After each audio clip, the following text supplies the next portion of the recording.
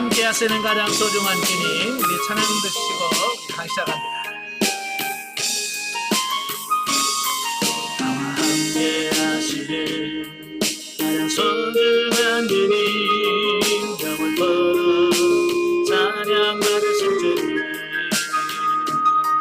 모든 것이 떠나고 모든 걸 잃었지만 언제나 함께 하신 주, 갈 길 잃어 방황할 고통을 얻는 그에게도 걱정하지 말아라, 염려하지 말아라, 내가 내 영결을 알고 있느니라.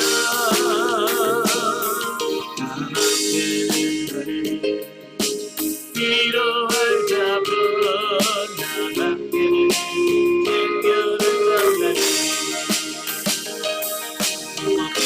기도하라, 기도해나여라, 말씀하시는 소중한 주님,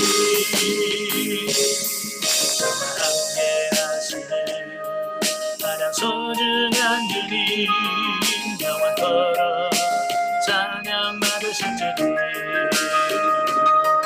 모든 것이 떠났고 모든 걸 잃었지만 언제나 함께 하신 주, 갈 길 잃어 방황할 때도 고통을 얻는 내게도 감사하며 살아라, 찬송하며 살아라, 내가 내 영결을 알고 있느니라. 나밖에는 너를 위로할 자분 나밖에는 해결을 전하니 주를 바라보며 믿어 순종하라, 말씀하시는 소중한 주님. 아멘. 네, 기도하겠습니다.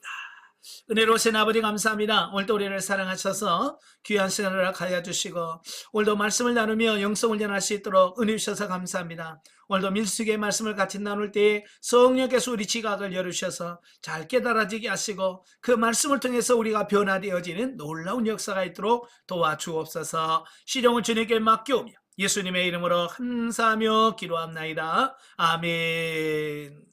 예, 이 시간 우리 126페이지입니다. 민수기 126페이지 보시면 11장이 나오게 되어지는데요. 자, 11장은 백성들의 만나 불평과 70인 장로 선정에 관한 말씀을 하고 있어요. 자, 1절부터 3절이 이제 디베라 사건이거든요. 다베라 사건인데요. 이제 백성들이 이제 시내산에서 한 11개월 거의 1년 가까이 머물다가 이제 가나안 땅을 향해서 진군하기 시작한 지 얼마 안 돼서 바로 그들의 입에서 뭐가 나오냐, 하나님에 대한 원망이 나오더라 라고 하는 거예요. 예, 그러자 하나님께서는 그들을 불로 징벌하셨고 모세의 중보기도로 인해서 그 징벌을 멈춥니다. 자, 여기서 본문에서 백성들의 원망 내용이 구체적으로 무엇인지는 언급해 주고 있지 않아요. 자, 그러나 문맥으로 보아서 광야 여행으로 인한 고생과 어려움을 견디지 못하고 불평했던 것으로 보인다라고 하는 겁니다.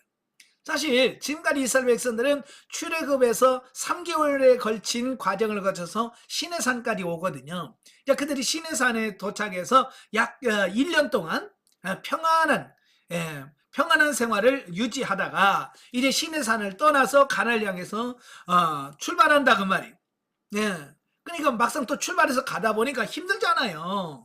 자, 그러니까 그들이 하나님을 원망하고 있더라는 겁니다. 여러분, 광야는 당연히 힘들고 어렵습니다. 그죠? 네, 광야는 힘들고 어려워요.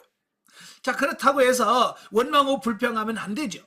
자, 이 사건을 통해서 우리에게 교육하고 가르쳐 주는 게 뭐냐면 하나님은 원망하는 것을 싫어하더라. 예, 얼마나 싫어하느냐? 예, 불로 심판하실 만큼. 예, 얼마나 하나님이 진노하셨으면 그 진에다가 불을 질러가지고 이스라엘 백성들을 불로 심판하실까요? 그만큼 하나님 원망하는 걸 싫어하신다라고 하는 것을 보여주는 거예요. 예, 여러분 입에서 절대로 원망하지 마시길 바랍니다. 자, 원망은 보통 언제 이루어지냐면 눈앞에 닥친 여러 가지 환경을 통해서 와요. 예, 힘들고 어렵고 고통스러우면 예, 원망이 나와요. 원래는 그걸 우리는 초월해야 되거든요. 이제 환경을 초월해야 되는데 환경을 초월할 능력이 없으니까 환경의 지배를 받기 때문에 그런 거예요. 그래서 이스라엘 백성들도 물론 힘들지만 그래도 그 어려운 가운데서 원망하면 안 되죠. 여러분도 마찬가지예요. 아무리 힘들어도 원망하지 않기를 바랍니다. 그래서 모세는 하나님을 원망하는 죄인들을 교훈하기 위해서 그곳 이름을 다베라라, 즉 불사름의 곳이다 라고 이름을 지었습니다. 자, 그 다음에 4절부터 9절까지 보면 만나를 실증난 백성들. 참 사람들은 먹고 사는 게 굉장히 중요하죠. 그러나 만나는 하나님의 은혜에 선물로 주어진 거죠. 사실 광야에 먹을 게 하나도 없어요. 그럼에도 불구하고 하나님께서 매일같이 아침에 이슬 내릴 때에 만나를 내려서 그걸 먹게 했거든요. 얼마나 감사해요. 자, 그런대로 처음에는 그 만나를 만났을 때 와, 이게 뭐지? 그래서 야, 이거 꿀 섞은 과자 맛 같더라. 그래서 아주 감사했어요. 근데 시간이 좀 지나가니까 오늘 본문에 뭐라고 말씀하냐면 이건 기름 섞은 과자 맛 같다. 꿀 섞은 과자 맛 돼서 이게 기름에 섞은 맛으로 좀 떨어졌어요. 나중에 가면 이 박한 식물 외에는 먹을 것이 없다. 또 더 원망하는 이런 모습을 보게 되죠. 자, 여러분도 이 감사가 사라지면 그때부터 원망이 나오고 또 불평이 나온다는 거 꼭 기억하시면 좋겠습니다. 그러니까 출애굽 이후에 양식으로 먹어오던 만나에 실증을 내면서 하나님께 원망 섞인 불평을 하는 장면이 4절부터 6절에 나옵니다. 그들은 이미 앞에서 원망하고 불평하다가 다베라 사건을 통해서 하나님 앞에 준엄한 경고를 받은 다 있잖아요. 자, 그럼에도 불구하고 또다시 그들은 하나님께서 내리신 양식에 감사할 줄 모르고 도리어 하나님의 섭리와 구속사에게 정면으로 반역하여 그들을 속박했던 애굽을 동경하는가 하면 탐욕에 가득 찬 불평구만을 성슴지 않았다라고 하는 겁니다. 그래서 그들은 뭐라고 그래요? 애굽에서 고기가마와 생선과 오이와 참외와 부추와 파, 마늘 이런 것들 먹을 때가 참 좋았다라고 그걸 또 그리워하는 겁니다. 여러분, 애굽은 뭐예요? 노예 생활하는 시대잖아요. 그죠? 노예 생활하는데 뭐 얼마나 좋으면 얼마나 좋겠어요. 그런데도 그들은 그걸 금방 잊어버리고 그걸 그리워하고 있다 그 말이에요. 자, 이걸 보면 사람들이 얼마나 간사한 존재인가. 그죠? 꼭 우리들의 모습을 보는 것 같죠? 좋을 때는 한정없이 좋다가 좀 기분 나쁘면 그냥 또 원망을 불평하는 우리의 모습을 그대로 보여주는 거예요. 자, 여기서 이스라엘의 불신앙은 하나님께서 약속하신 땅에서의 축복을 고대하면서도 그것을 얻기 위하여 겪어야 하는 고난과 시련은 겪지 않으려고 하는 그 이기적이고 단편적인 사고의 결과였다라고 하는 겁니다. 예. 그래서 이와 같은 백성들의 태도는 오늘날 천국 구원을 사모하기보다는 현세적인 안락과 행복만을 추구하고 기복적인 신앙을 추구하고 있는 오늘날 우리들의 모습을 그대로 보여준다라고 하는 겁니다. 여러분, 세상에서도 내가 뭔가를 성취하려면 그만큼 뭐 해야 돼요? 투자하고 고생해야 돼요. 예, 그죠? 예, 우승상을 타려면 밤잠을 안 자고 공부해야 돼. 내가 돈을 벌려면 그만큼 내가 열심히 일을 해야 되는 거지. 아무것도 안 했는데 오는 건 없어요. 여러분, 육신의 일도 하며 그러듯이 영적인 부분도 마찬가지예요. 아무 짓도 안 했는데 뭐 온다? 아니에요. 그래서 우리들도 뭔가를 투자를 해야 돼. 그런데 사람들은 조금만 힘들다 그러면 아예 거기다 투자할 생각은 안 해. 도전할 생각도 안 한다 그 말이에요. 여러분은 하늘의 신령한 것들을 얻기 위해서 우리가 더 많은 헌신과 희생을 해야만 가능하다라고 하는 것을 기억하시고 열심히 좀 투자하시길 바랍니다. 자, 10절부터 15절까지 보면 이제 모세의 탄원에 대한 말씀을 해요. 그러니까 보면은 이제 불평하는 백성들의 원망을 들을 모세가 심중의 괴로움을 견디지 못하고 하나님께 하소연하는 장면입니다. 그래서 그는 자기 혼자서 백성들의 문제와 짐을 다 짊어지도록 하나님께서 만드셨다라고 하는 원망을 하고 있습니다. 이제 11절 12절 사실은 모세가 하는 것 같지만 하나님이 다 하셨거든요. 그죠? 하나님이 다 인도하시고 모세는 심부름만 하는 입장인데, 모세는 뭐라고 생각하냐면, 하나님은 신경도 안 쓰고 내가 이걸 다 책임져야 되나? 혼자 한다라고 생각한다는 거예요. 자, 여러분도 마찬가지. 여러분이 살다 보면 어느 때로는 나 세상에 나 혼자인 것 같은 느낌 받지요. 그죠? 정말 힘들 때 뭐지? 아무도 나를 도와주는 것 같지 않은 어떤 그런 생활이 산단 말이에요. 그러나 여러분, 하나님은 여러분을 버리신 적 없으셔요. 여러분 떠난 적 없으셔요. 항상 여러분 곁에 여러분과 함께 하신다는 거 꼭 기억하시면 좋겠고요. 자, 두 번째로 백성들이 요구하는 고기를 먹일 능력이 없다는 탄식이 13절부터 14절에 나옵니다. 예. 그래서 세 번째 뭐라고 그래? 차라리 자신을 죽여달라고 하나님께 기도합니다. 예. 그러니까 모세가 너무 낙심하니까 하나님 앞에 차라리 나를 죽여줘요라고 호소하고 있다라고 하는 거예요. 그것은 얼마나 힘들었을까라고 하는, 그걸 이해하는 할 수도 있겠죠. 보통 많은 분들도 그래요. 성경에 보면 엘리야도 그 광야에 들어가서 하루키쯤 가가지고 주여 차라리 나를 죽는 게 낫겠습니다. 나를 죽여주세요 그러죠. 요나도 그 니느웨에 가서 복음을 전하다가 그 산에 올라가서 차라리 나를 죽여주세요. 차라리 죽는 게 낫겠습니다 그러지. 이 사람들은 좀만 힘들면 죽여달라고 그래요. 혹시 여러분 그런 기도 하신 적 없으신가요? 저도 예전에 오래전이죠. 전도사 때 너무 힘들고 어려웠을 때 하나님 차라리 나를 데려가세요 라고 하는 기도를 좀 많이 했어요. 참 그때 하나님께서 제 기도 안 들어줬으니까 망정이지. 만약에 그때 오냐 이리 와라 그랬으면 오늘 여러분 못 볼 거예요. 그죠? 그래서 저는 가끔 하나님께서 내 기도 안 들어주시게 너무 감사하다. 그래요. 그때는 힘들었지만 지금 보면 그때 별로 안 힘들었는데, 지금의 입장에서 별로였는데 그때는 그게 힘들었어요.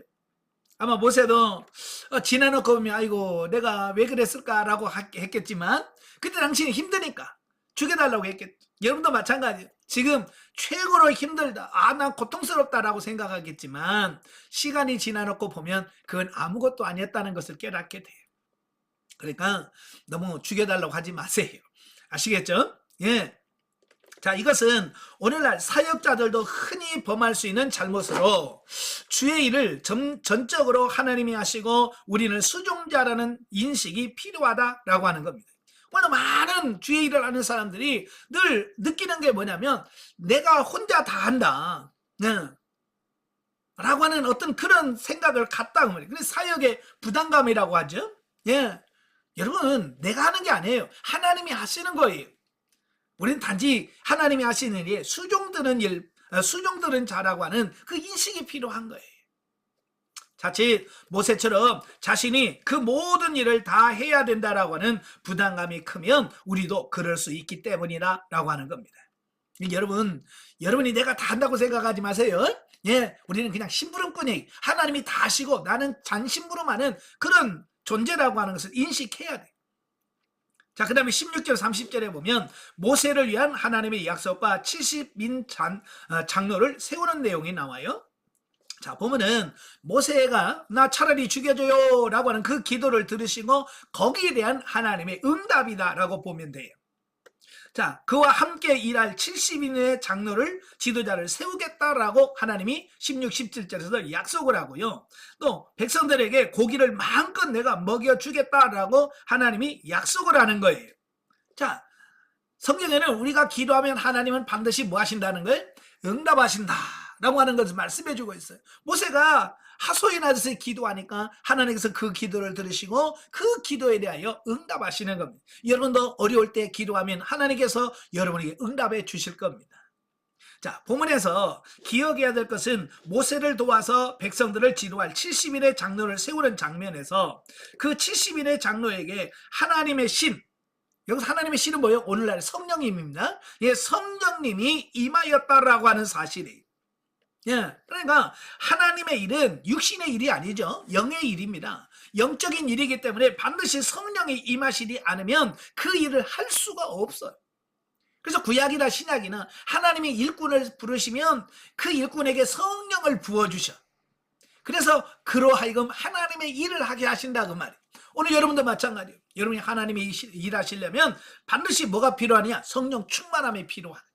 그래서 늘 기도하셔야 돼요. 하나님, 내게 성령의 충만함을 허락해 주옵소서라고 기도해야 돼요. 자, 특히 26, 27절 보면 70인의 장로를 피택되었으나 미처 회막에 나아가지 못한 두 사람 곧 엘닷과 메닷까지도 하나님의 영이 임했다고 하였는데요. 보면에는 별다른 언급이 없이 두 사람에게도 하나님의 영이 임했다고만 기록되어 있는 것으로 보아서 이 두 사람은 겸양과 겸손이 지나쳐서 회막에 나아가는 것을 꺼려한 것으로 보인다. 그러니까 하나님께서 70명의 장로를 지명해서 그를 성령을 부어 주셨는데요. 이 엘닷과 메닷이 그 회막 앞으로 안 나갔어요. 자, 왜 안 나갔을까라고 하는 거예요. 네, 뭐 여러 가지 이유가 있겠지만 성경에는 나와 있지 않아요. 그러나 여기서 또 하나님께서 그에게 진노도 안 하셨거든요.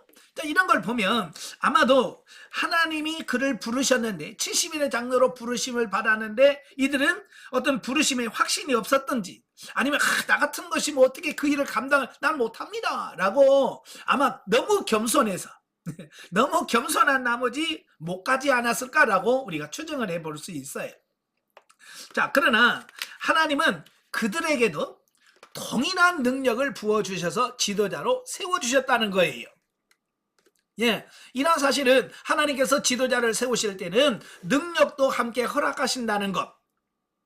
그 다음에 지도자로 세우심을 받은 자는 자신의 부족함을 핑계로 지나치게 사양하거나 회피해서는 안 되며 하나님의 부르심에 순종하며 충실하게 직분을 감당해야 한다는 교훈을 주고 있습니다. 그러니까 많은 분들은 너무 지나치게 겸손해가지고 하나님께서 부르셔도 난 못합니다, 난 부족합니다, 나는 나는 부족해서 못합니다 라고 너무 겸손한 나머지 이렇게 하나님의 일을 받아들이지 않는 이런 경우도 있거든요. 여러분, 지나친 겸손은 교만이에요. 사실 하나님의 일을 하는데 완벽하게 갖추어서 일하는 사람 누가 있겠을까요? 여러분, 성경에서 하나님이 일하는 사람 치고 정말 흠 하나 없이 완벽하게 일한 사람이 있어요, 없어요? 없어요. 심지어 믿음의 조상이라고 하는 아브라함도 실수했고요. 성군이라고 하는 다윗도 실패했고요. 하여간 성경에 나오는 모든 사람들은요 다 실패를 했어요. 완벽해서 하는 게 아니에요. 여러분도 뭐 저도 마찬가지지만 완벽해서 하나님이 나를 부르신 게 아니에요. 부족하지만 하나님께서 은혜로 나를 부르신 거예요. 그래서 우리가 할 수 있는 것은 뭐예요? 할렐루야, 아멘, 감사합니다 하고 주님 앞에 순종하는 길이에요. 여러분도 순종하시길 바라요. 자, 31절 35절에 보면 탐욕과 죽음의 사건이 나옵니다. 자, 보면 하나님께서 약속하신 대로 이스라엘 백성들에게 메추라기를 보내주셔서 먹게 하셨습니다. 백성들의 탐욕의 대가로 재앙을 내리시는 장면이 나오는데요. 자, 메추라기는 봄철에 아프리카 내륙 지방으로부터 이제 계절풍 바람을 타고 저 북쪽 아시리아 지방으로 인도하는 철새입니다. 여러분, 메추라기 고기를 드셔봤는지 모르겠습니다만은 저도 한 30여 년 전에 35년 전 정도에 메추라기 한번 먹어본 적이 있어요. 제가 신학교 다닐 때 그 전도사님 처갓집이 저 일산 그쪽인데요, 고향 그쪽에서 메추라기를 양식을 했어요. 그래서 이삿짐 나르고 가서 그 메추라기 한번 먹어본 적이 있었거든요. 뭐 전도사 때는 뭐가 맛이 없겠습니까만은 그때 참 맛있게 먹은 기억이 있거든요. 그래서 하나님께서 맛없는 거 안 줘요. 진짜 맛있는 메추라기를 주셨습니다. 자, 그런데 문제는 뭐냐면 하나님께서 그들에게 메추라기를 주셨는데 이들이 너무 많이 욕심을 부렸다는 거예요. 너무 많이 욕심을 부려가지고 그걸 막 잡아가지고 쌓아놓는다는 말이에요. 그러니까 하나님께서 그들의 탐욕을 보시고 진노하셨다라고 하는 거예요. 여러분, 하나님께서 만나를 주시면서 그들에게 뭐라고 그랬어요? 일용할 양식만 취해라 그러지. 일용할 양식. 아마 메추라기도 하나님께서 원하셨던 게 뭐냐면 그날 먹을 것만 취하라고 주신 거예요. 근데 이스라엘 백성들은 오래간만에 고기를 보니까 욕심이 너무 나가지고 막 잡을 수 있는 만큼 다 잡아버려요. 그냥 막 잔뜩 말려놓고 널어놓고 막 그러는 거예요. 예. 하나님께서 책망하신 게 바로 그거예요. 탐욕. 아마 여러분 중에서 욕심 없는 사람이 있을까요? 예, 저도 욕심이 꽤 많거든요. 뭘 하면 욕심이 너무 많아요, 저도. 그래서 이때 광야 때 없었으니까 다행이지. 만약에 저도 거기 있었다면 아마 며칠하기 자분이라고 난리 났을 거예요. 예, 저도 아마 진노의 대상이 되었을 것 같아요. 이 탐욕은 하나님의 진노를 일으킬 수 있는 거예요. 그래서 여러분도 여러분 안에 있는 욕심을 십자가에서 처리시켜 달라고 기도하시기를 바랍니다. 아시겠죠? 그 십자가 욕심을 처리하지 않으면 그 욕심이 결국은 우리로 하여금 범죄하게 하고 타락해서 하나님을 떠나게 하는 겁니다. 자, 12장으로 갑니다. 12장은 아론과 미리암의 모세 비방에 대한 말씀을 해요. 자, 1절부터 3절을 보면 모세에 대한 아론과 미리암의 비방. 자, 본문에 보면 이 아론과 미리암이 모세가 이방 여인, 즉 구스 여인과 결혼했다고 하는 것을 빌미로 해서 너희가 율법을 어겼다라고 하는 이유로 그를 비난하기 시작을 했습니다. 예, 어떻게 됐는지는 모르겠습니다만은 그의 원래 모세의 부인은 시보라가 있잖아요. 아마 시보라가 사별을 했는지 어쩐지는 모르겠지만 이 모세가 재혼을 했는데 이스라엘 여자가 아닌 구스 여인과 결혼했다는 거예요. 자, 물론 율법이 이방인과 이스라엘 자손이 결혼하는 것을 금하고 있는 것은 사실이에요. 그죠? 이방인들과 결혼하지 말라. 그러나 모든 이방인과의 혼인을 금한 것은 아니라는 거예요. 이걸 잘 기억하셔야 돼요. 하나님께서 이방인과 혼인을 금했지만 거기서 하나님이 혼인하지 말라라고 하는 족속들은 가나안 땅, 이스라엘 백성이 들어갈 가나안 땅에 있는 7 족속들과 통혼을 금지한 거지 모든 이방인은 아니거든요. 자, 왜냐하면 하나님께서는 그 가나안 7 족속들은 하나님의 심판의 대상이거든요. 심판을 받아 멸망받아야 될 대상인데 그들과 결혼하면 안 되잖아요. 그들이 심판받아야 되는데. 그래서 그 가나안 7 족속들과는 결혼하지 말라라고 명령하셨던 거예요. 자, 로마서 2장에 보면 사도 바울이 이런 말을 해요. 예, 표면적 유대인이 아니요. 혈통적 유대인이 아니요. 영적인 이면적 유대인이 유대인이다라는 표현을 하거든요. 그게 무슨 말이냐면 혈통적으로 아브라함의 피를 나누었다고 해서 유대인이 아니라 정말 하나님을 믿고 하나님을 섬기는 사람이 진짜 유대인이다. 그런 뜻이에요. 바로 여기도 말하는 이방인이라고 하는 것은 혈통적 이방인을 말하는 게 아니라 영적 이방인을 말하는 거예요. 하나님을 섬기지 않고 우상을 숭배하고 하나님 믿지 않은 사람들을 가리키는 겁니다. 요즘으로 말하면 불신 결혼하지 말라는 얘기지 혈통적 이방인들과 결혼하지 말란 말은 아니거든요. 따라서 모세의 결혼은 율법적으로도 아무런 하자가 없어요. 왜냐하면 하나님이 금하신 이방인이 아니기 때문에. 자, 그럼에도 불구하고 아론과 미리암이 모세를 비방하는 것은 그 결혼에 하자가 있어서라기보다는 모세의 통치권에 대한 시기와 질투 및 명예욕의 결과로 모세를 질책함으로써 자신들도 모세와 같은 신적 권위와 특권을 가지고 있음을 나타내고자 했다라고 하는 사실입니다. 자, 아론이 누구예요? 모세의 형이에요. 그럼 미리암은 누구냐? 그 아론의 누나예요. 그러니까 아론도 모세보다 위고 미리암은 아론보다도 위거든요. 자, 혈통적으로 보면 그들이 다 형이요 누나들이에요. 그런데 사실은 이스라엘을 직접적으로 통치하는 최고의 지도자는 누구냐? 모세예요. 그러니까 모든 것을 동생이 쥐고 있단 말이에요. 그죠? 그것도 하나님이 허락하신 거지. 하나님께서 모세에게 그런 권한을 주셔서 이스라엘 백성을 통치하는 지도권을 주셨는데 이 형과 누나로서 자존심이 상하는 거예요. 내가 형인데 내가 누나인데 동생의 어떤 지배를 받아야 되나 지도를 받아야 되나 라고 하는 어떤 그런 부분 때문에 그들이 마음이 상해서 바로 명예욕과 질투심 때문에 모세를 비방했다라고 말하고 있는 겁니다. 자, 우리도 이런 경우도 많거든요. 나보다도 나이 많은 사람이 목회자일 수도 있고 또 나보다도 어린 사람이 장로가 먼저 될 수도 있고 권사가 될 수 있거든요. 자, 그럴 때 우리는 나이도 어린 것이 그러면 안 되죠.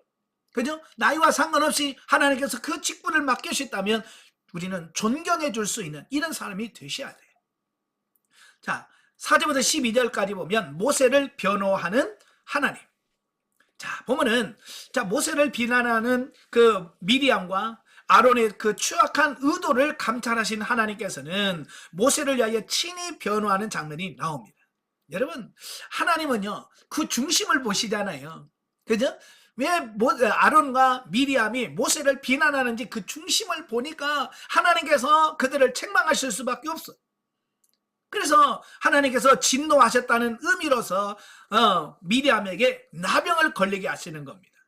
예, 이스라엘 백성들은요, 이 나병을 하나님의 저주로 인식하는 의식이 있어요. 왜냐하면 바로 본문에 하나님께서 미리암을 치실 때에 나병을 허락하셨거든요. 그래서 이스라엘 사람들은 나병은 하나님이 주신 징계로 주시는 질병으로 인식을 합니다. 그래서 나병을 굉장히 무서워하고 두려워하고 싫어하죠. 자, 그런데 바로 그 모습을 보고 미리암을 위하여 모세에게 간청하는 그 아론의 모습을 기록하고 있습니다. 예. 그러니까 하나님께서 미리암에게 나병이 걸리게 하심으로써 그의 행동이 하나님 앞에서 옳지 않다, 너 잘못했다라고 하는 것을 하나님께서 친히 지적해 주시는, 자, 그런 부분을 보게 되죠. 자, 한편 아론과 미리암이 함께 모세를 비난했음에도 불구하고 여기서 보면 이 나병에 걸린 사람은 누구냐면 미리암만 걸렸어요. 예, 아론은 걸리지 않았어요. 자, 그걸 보면서 왜 그랬을까?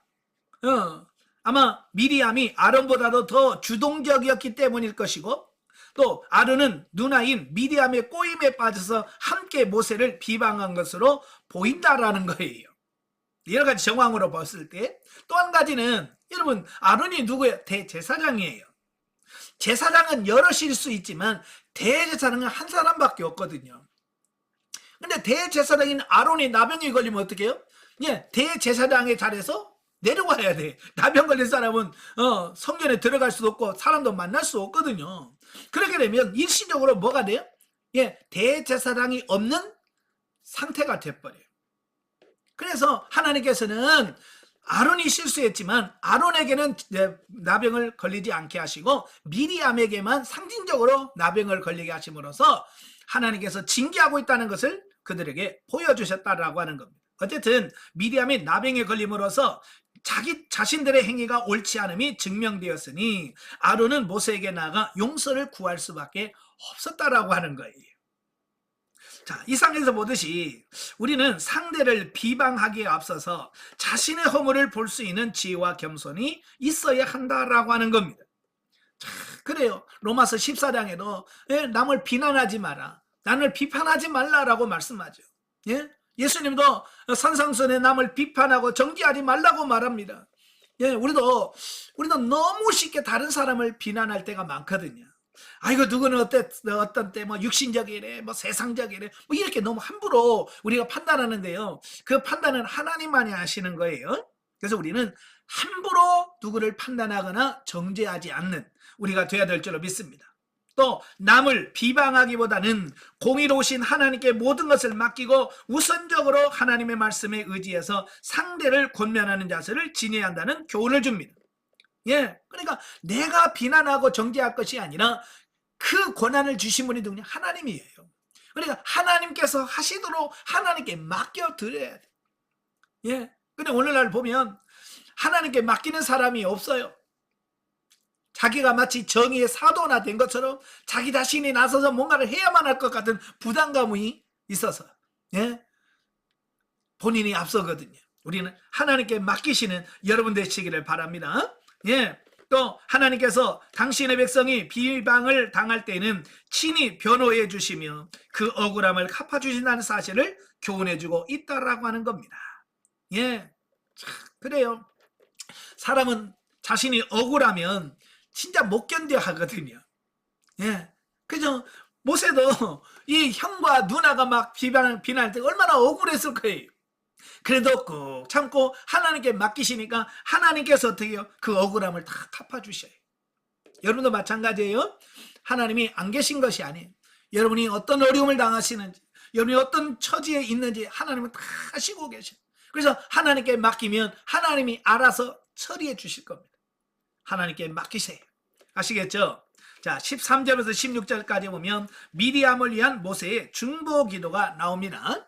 예, 보면은 모세가 자신을 비방하다가 나병에 걸린 미리암이 고침을 받도록 중보 기도를 하자 하나님께서 모세의 중보 기도에 응답하셨다. 모세는 미리암과 아론의 비방에도 불구하고 온유함을 잃지 않았다라고 3절에 말씀해주고 있습니다. 자, 이거 모세는 정말 대단한 사람이에요. 아무리 형과 누나지만 자기 자신을 비난하는 그 모습을 보면서 그걸 참고 견뎠다라고 하는 걸 보면 모세도 보통은 아니에요. 그러니까 하나님께서 그를 들어 쓰셨겠지만, 자, 이러한 모세의 태도는 기브앗 핫다의 사건에서 보여주었던 그의 불신앙적 자세와는 비교할 수 없을 만큼 성숙한 신앙인의 모습을 보여준다. 이런 걸 보면 모세가 많이 성숙해 있고 성장하고 있다라고 하는 것을 볼 수 있습니다. 근데 이것은 결국 하나님께서 훈련하시고 연단하시는 그 과정에서 나온 결과라고 하는 사실을 보게 됩니다. 다시 말하면 훈련을 받아서 그게 가능해졌다라는 거예요. 그러니까 오늘 여러분도 마찬가지예요. 나는 왜 이렇게 안 변할까? 시간이 지나서 훈련하다 보면 여러분도 그렇게 되어집니다. 제가 서울 훈련에서 강사를 했을 때 3개월 하신 집사님이, 훈련 3개월 하신 분이 저한테 와가지고 뭐라고 말씀을, 목사님 나는 왜 이렇게 안 변한대요 그러더라고요. 겨우 3개월 하고 와가지고 나는 왜 이렇게 안 변할까요? 그래서 제가 아이고, 사람이 이렇게 만만한 존재가 아니에요. 쉽게 안 바뀝니다. 3년 해도 안 되고요, 오래 하여야 겨우 바뀔 정도입니다. 우리가 그렇게 독한 존재예요. 제가 그런 적이 있거든요. 우리 자신은 만만한 존재가 아니에요. 쉽게 안 바뀝니다. 그래서 끊임없이 우리가 기도하셔야 돼요. 그래서 하나님께서 오늘도 이 사람 저 사람 붙여서 대인관계도 하시고 환경 훈련을 통해서 여러분을 훈련해 가시는 겁니다. 왜? 훈련해야만 우리가 변화되기 때문에 그래요. 이는 모세 신앙이 하나님과의 친밀한 교제를 통하여 점차 성숙해져 갔음을 암시해 준다. 이처럼 신앙인은 그 신앙이 날로 성숙해가는 모습을 지녀야 한다. 아멘. 여러분의 신앙도 날로 성장해 가고 성숙해 가는 여러분 되시길 바랍니다. 자, 영적이해 보죠. 자, 본문에서 아론과 미리암이 모세를 비방하는 사건을 말씀하고 있는데, 이는 성도의 내부적인 갈등을 비유합니다. 우리도 신앙생활하면서 외적인 문제도 어렵지만 많은 갈등이 내부적인 문제, 즉 가족과 자기 자신의 문제로 고통당하게 됩니다. 자, 모세의 영인 아론과 누이인 미리암이 모세의 실수를 놓고 비방하다가 하나님으로부터 징계받은 사건이 나오는데, 여기서 우리는 성도 간의 실수를 관용할 수 있어야 함을 깨달을 수 있다라고 하는 겁니다. 그래요. 우리 인간은 연약해서 실수할 수 있어요. 바로 남이 실패했을 때, 실수했을 때 과연 그걸 우리가 덮어줄 수 있는가라고 하는 거예요. 사랑은 뭐요? 허다한 허물을 덮는 거다. 그래서 우리가 여러분들로 누군가가 실수하고 잘못하면 그걸 덮어주고 용서해주는 그런 삶이 되셔야 돼요. 근데 우리의 마음이 너무 좁아요. 그걸 밴댕이 소갈딱지 같다고 하거든요. 너무 좁아. 이해를 못해. 품지를 못해. 그래서 하나님께서는 파트너를 통해서 내 속을 막 팍팍 긁으시면서 우리 마음을 넓히도록 작업을 해 가시는 거예요. 여러분도 마음을 넓히시기를 바랍니다. 13장으로 가죠. 자, 13장은 가나안 정탐 때 파송에 대한 말씀이에요. 자, 1절에 16절에 보면 가나안 정탐꾼 본장은 역사상 이스라엘이 씻을 수 없는 큰 죄악을 범하는데, 그것은 곧 출애굽 1세대가 40년간 광야에서 방황하다 죽을 수밖에 없었던 가데스 바네아의 사건이다. 어쩌면 이 가데스 바네아의 사건은 이스라엘 역사에서 매우 중요한 사건이에요. 자, 그래서 본문의 기록에 의하면 가나안을 정탐하라는 지시는 하나님에 의하여 발언된 것처럼 보인다. 그죠? 하나님께서 한 지파에 한 명씩 대표로 뽑아서 12명을 보내라 라고 하는 걸로 되어 있어요. 그런데 사실은 신명기에 보면 하나님이 먼저 말씀하신 것이 아니라 이스라엘 백성들이 먼저 하나님께 요구한 거예요. 어떻게 보지도 않고 알아보지도 않고 들어갈 수 있습니까? 알아보고 갑시다 라고 하니까 하나님께서 그래 그러면 지파에 한 명씩 대표를 뽑아라, 그래서 그들을 보내라 라고 하나님께서 허락하시는 어떤 이런 부분으로 보여집니다. 자, 여기서 중요한 게 뭐냐면 하나님은 하나님의 뜻이 아닐지라도 간청하면 들어주신다는 거예요. 그래서 하나님은 믿음으로 가나안 땅에 들어가, 하나님은 정탐꾼 보내는 것은 하나님의 뜻이 아니에요. 그냥 믿음으로 아멘하고 들어가는 걸 하나님이 원하셨는데 그들이 정탐꾼을 보내서 알아보고 가자고 하는 그 요청을 하니까 하나님께서 허락하셨다라고 하는 사실이에요. 아마 여러분도 자녀를 키워보신 분은 아실 거예요. 때로는 내가 해주고 싶지 않은데 자식들이 막 해줘요, 사줘요, 그걸 막 때를 쓰면 어떻게 해요? 가끔 들어줄 때도 있잖아요. 그죠? 들어줄 때도 있어. 하나님도 마찬가지예요. 하나님의 뜻이 아닌데도 막 간청하고 간구하면 하나님께 들어주십니다. 물론 거기는 생명이 되지 않습니다. 그거 가지고 절대 유익이 안 됩니다. 어떤 분이 저한테 그런 말을 해요. 요즘 어떻게 지내세요? 그러니까 자기는 하나님께 데모 중이래. 그래서 아니 왜냐 그랬더니 하나님 문제를 해결 안 해줘가지고 내가 금식하면서 하나님께 떼쓰고 있는 중이라고. 우리는 하도 떼쓰는 게 너무 익숙해요. 왜냐하면 우리 선배들이 떼쓰는 걸 많이 가르쳐줬거든요. 그래서 기도원만 가면 뭐라고 그래요? 오늘 밤은 산에 올라가서 소나무 뿌리 하나씩 다 뽑으십시오. 이제 그런 말이란 말이에요. 어찌 보면 좋은 말 같은데 이건 뭐예요? 하나님께 데모하라는 얘기예요. 우리는 기도는 데모가 아니에요. 하나님과 교제하는 거예요. 하나님의 뜻을 받아서 내가 바뀌는 거지. 어떻게 되니 내가 원하는 기도 제목을 하나님의 아래에서 하나님을 받아내는 것으로 인식하면 안 된다. 근데 오늘 대부분이 기도 응답에다만 초점 맞춰. 그러니까 기도 응답을 받아내기 위해서 막 금식하고 철야하고 이런단 말이에요. 그것은 생명이 되지 않아요. 그렇게 해서 응답을 받았다 치더라도 그것은 도움이 안 돼. 결국 이스라엘 백성들은 그 12명의 정탐꾼 보내자고 하는 그 기도를 하나님께서 응답을 해주셨지만 결국 그것으로 인하여 어떻게 돼요? 광야에서 38년 동안 더 유리하고 방황해야 되는 징계를 받게 돼요. 그러니까 하나님께서 안 된다라고 하면 네 해야지. 아닙니다. 절대로 안 됩니다. 꼭 해주셔야 됩니다. 라고 우리가 고집 피우면 결국 그 고집 때문에 내가 망해요. 아시겠죠? 하나님은 절대 고집 피우지 않기를 바래요. 자, 이스라엘 백성들은 출애굽 이후 가나안 땅을 향해서 행진하면서 험난한 광야의 어려움과 시련으로 인해서 하나님을 온전히 신뢰하지 못했다. 만약에 그들이 하나님을 믿었다면, 하나님을 신뢰했다면 하나님께서 가라, 예, 아멘하고 갔을 거예요. 그러나 그들은 하나님을 못 믿는 거예요. 우리 속담에도 긴 병에 효자 없다는 말 있잖아요. 이미 그들은 1년 넘게 광야 생활을 했어요. 이 광야 생활을 하다 보니까 이 고난이 믿음을 약하게 만든단 말이에요. 근데 몸도요, 여러분, 아픈 지 1년, 몇 개월 되면 하나님을 고칠 줄 믿습니다. 그러죠. 1년, 2년, 3년 되면요, 이제 포기라고 할까요? 하나님도 나 못 고치나 봐. 그렇게 된단 말이에요. 그럴 때 그 믿음을 잃지 않고 그걸 지키는 게 중요한 거예요. 자, 그러다가 마침내 하나님의 능력에 대한 확신의 결여와 가나안 정복 실패에 대한 두려움 때문에 가나안 정탐을 요구하게 이르렀다 그 말이에요. 아무래도 하나님을 못 믿는 거예요. 신뢰가 안 되는 거예요. 그러니까 알아보고 갑시다 라고 한 거죠. 결국 이러한 그들의 불신앙은 불순종과 반역의 극치를 보여준 가데스 바네아의 사건을 일으켰고, 출애굽 1세대들은 가나안에서 영영이 들어가지 못하고 광야에서 최후를 맞는 심판을 받아야만 했다라고 하는 겁니다.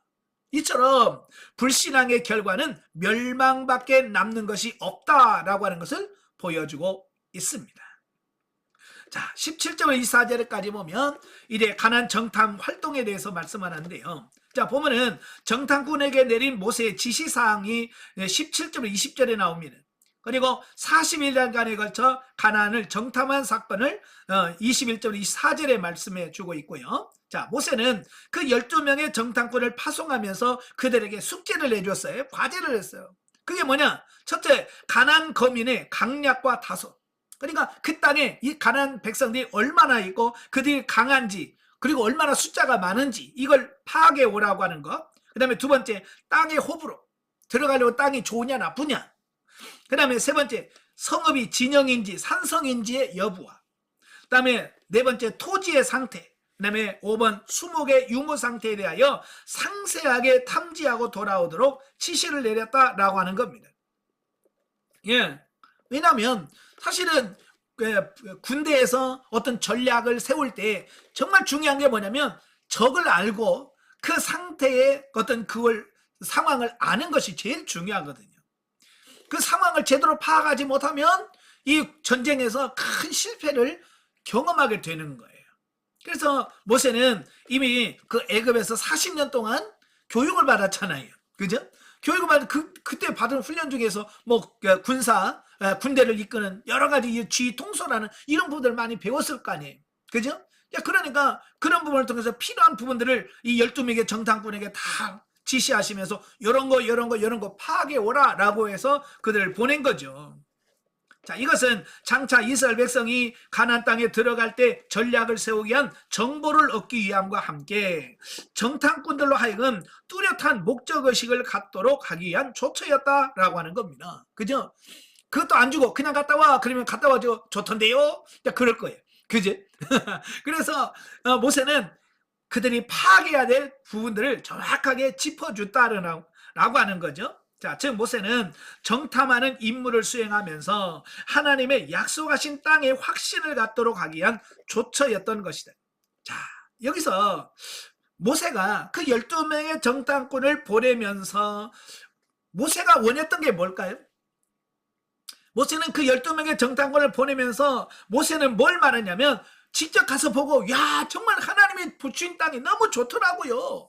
가보니까 너무 확실합니다. 우리 가야 됩니다. 라고 하는 어떤 그런 확신을 갖도록 하기 위한 그런 의도에서 모세는 보냈을 거예요. 그런데 결과적으로는 모세가 원했던 결과와는 정반대 결과를 가져왔다라고 하는 거예요. 참 이걸 보면 사람의 자기 마음대로 되어지지 않는 것들이 참 많아요. 그죠? 여러분도 어떤 의도를 가지고 이렇게 했으면 좋겠는데 라고 하지만 여러분들이 원하는 대로 돼야 안 돼요? 여러분의 의도대로 되는 것보다도 안 된 게 더 많거든요. 모세도 크게 실망을 했을 거예요. 자, 그런데 그 여호수아와 갈렙을 제외한 나머지 10명의 정탐꾼들은 신앙의 눈으로 가나안 땅을 정탐하지 못했다는 거예요. 인간적인 생각만으로 앞세움으로써 이스라엘 내에 불신앙의 씨앗을 심고 말았다라고 하는 겁니다. 자, 그게 중요한 거예요. 여러분, 믿음이 있는 사람은 믿음의 눈으로 바라봐요. 그냥 믿음이 없는 사람은요, 불신앙적인 눈으로 바라봐요. 그래서 결과가 믿음 있는 사람과 없는 사람은 확실히 달라요. 여러분도 마찬가지예요. 여러분 정말 믿음이 있을 때 똑같은 상황, 환경을 보더라도 믿음 있는 사람은 그걸 하나님의 눈으로 시각으로 바라봐요. 그러나 믿음 없는 사람은 그렇게 보지 못하거든요. 그래서 여러분이 믿음의 사람이 먼저 되셔야 돼요. 자, 넘겨서 25절부터 33절까지면 정탐꾼들의 보고입니다. 자, 보면은 40일간의 가나안 땅을 정탐하고 돌아온 정탐꾼의 보고 내용이다. 가나안 땅을 40일 동안 탐지한 정탐꾼은 한결같이 그곳이 기름진 땅이라는 점에서는 일치된 보고를 했다. 40명이 다 와가지고 뭐라고 말씀하냐면 정말 그 말대로 적과 꿀이르는 정말 좋은 땅이더라. 여기는 다 동의했어. 12명이다. 왜? 사실이거든요. 사실이니까 똑같이 이야기를 합니다. 자, 그러나 문제는 여호수아와 갈렙을 제외한 나머지 10명의 정탐꾼은 비록 그 땅이 비옥하기는 하지만 그 거민들이 너무 강하다. 가나안 7족속들이 너무 강하다. 또 성읍이 너무 견고하다. 그 다음에 이스라엘이 정복하기에 도저히 불가능하다라는 결론을 내려버린 거예요. 그러니까 그들은 이미 이제 부정적으로 불신앙적인 보고를 하게 되어지는 겁니다. 왜 그래?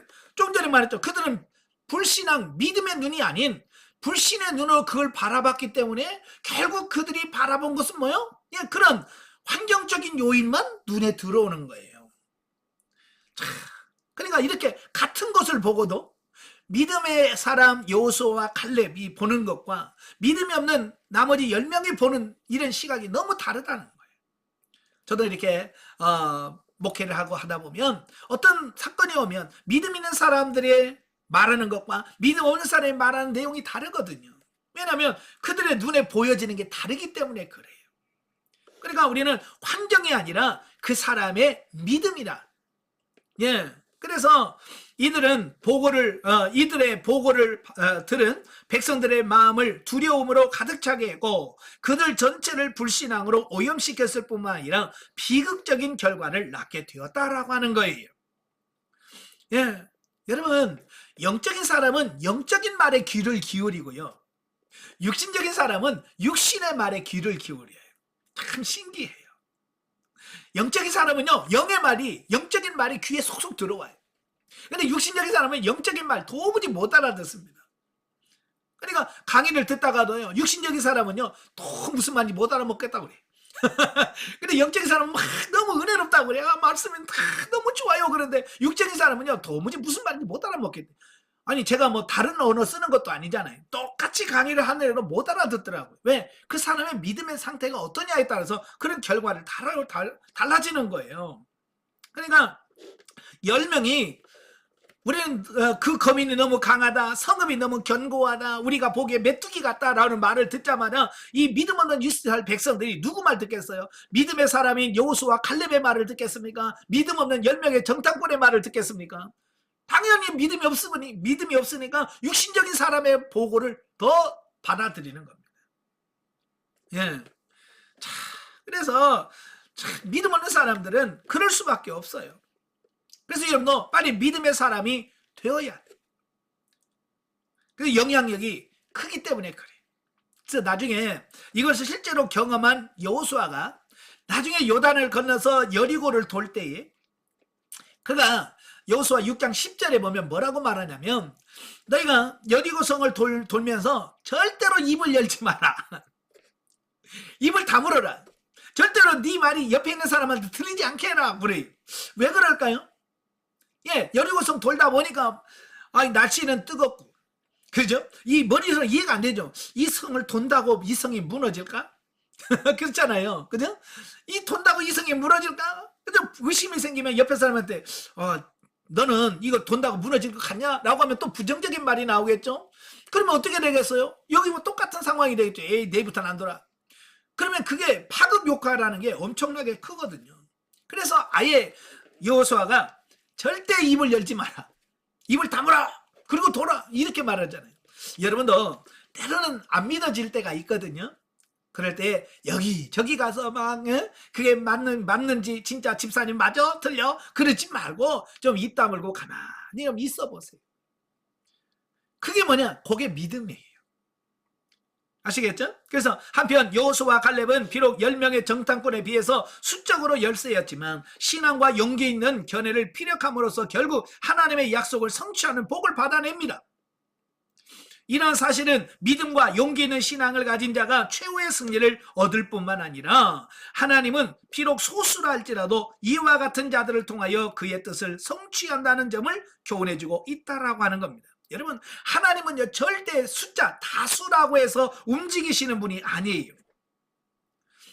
지금 우리가 민주주의는 다수결에 의해서 이게 움직이는 게 민주주의거든요. 그래서 민주주의는 굉장히 좋은 제도는 맞아요. 그러나 대부분 보면 다수라고 해서 옳은 것은 아니라는 거예요. 오늘날도 마찬가지예요. 많은 숫자가 지지한다고 해서 그게 다 100% 옳은 거냐? 아닐 수 있다 그 말이.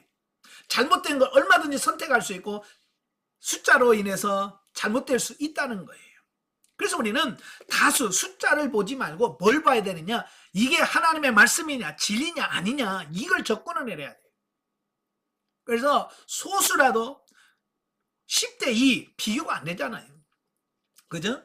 10대 2 민주주의에서는 이 2는요 이건 어떻게 힘을 전혀 못 쓰는 숫자입니다. 그러나 하나님은 그 둘 여호수아와 갈렙의 뜻이 그들과 맞았고요. 하나님은 그들을 통해서 역사하셨던 거예요. 그러니까 여러분 다수를 쫓지 말고 소수지만 하나님의 말씀을 쫓는 자를 여러분 선택하셔야 된다, 그 말이에요. 자, 영적에 보겠습니다. 자, 이스라엘이 가나안 땅에 들어가기 전에 12명의 정탐꾼들을 보냈고 12명 중에 2명만이 하나님을 의지하고 나아가자고 권면했을 때 백성들은 하나님을 거역하고 모세를 원망함으로 40년을 광야에서 방황하는 징계를 받았다라고 하는 거예요. 자, 우리들은 10명의 정탐꾼이 하나님을 바라보기보다는 모든 상황과 자신을 부정적으로 바라봄으로 하나님을 원망하여 침체에 빠지는 옛사람의 속성이 있다. 이렇듯 진리 안에 거하지 못하고 과거의 습관적인 생각에 머물 때 하나님의 징계를 받게 된다. 그래서 성경은 뭐라 그래? 우리는 옛사람을 벗어버려라. 불신앙으로 육신적으로 세상적을 따라가는 이 과거의 습관을 지닌 이 겉사람을 벗어버려야, 그래서 새 사람을 입어야 우리가 진짜 하나님의 말씀대로 살 수 있다라고 말씀해주고 있습니다. 그래서 여러분도 이 겉사람을 벗어버리고 옛사람을 처리하는 여러분 되시기를 바랍니다. 자, 14장으로 가죠. 14장은 가데스바네아 반역 사건과 38년의 방랑 시작. 자, 1절 4절에 보면 원망에 사로잡힌 이스라엘. 자, 보면은 가나안 거민이 강하고 성읍 또한 견고하여 이스라엘의 전력으로는 도저히 가나안을 정복할 수 없다라고 하는 그 10명의 정탐꾼의 보고를 접한 백성들이 하나님과 모세와 및 아론을 원망하면서 다시 애굽으로 돌아가자라고 시도한다는 거예요. 자, 사실 그들의 불신앙적인 보고는 아직 군사적인 훈련도 제대로 받지 못했고 무기조차 전무해야 했던 백성들로 하여금 절망적인 두려움에 사로잡히기에 충분했다라고 하는 겁니다. 여러분, 사실 이스라엘 백성들이 애굽에서 뭐 했습니까? 자유민이 아니었어요. 노예 신분이었거든요. 여러분, 노예들은요 군생활 뭐 안 시킵니다.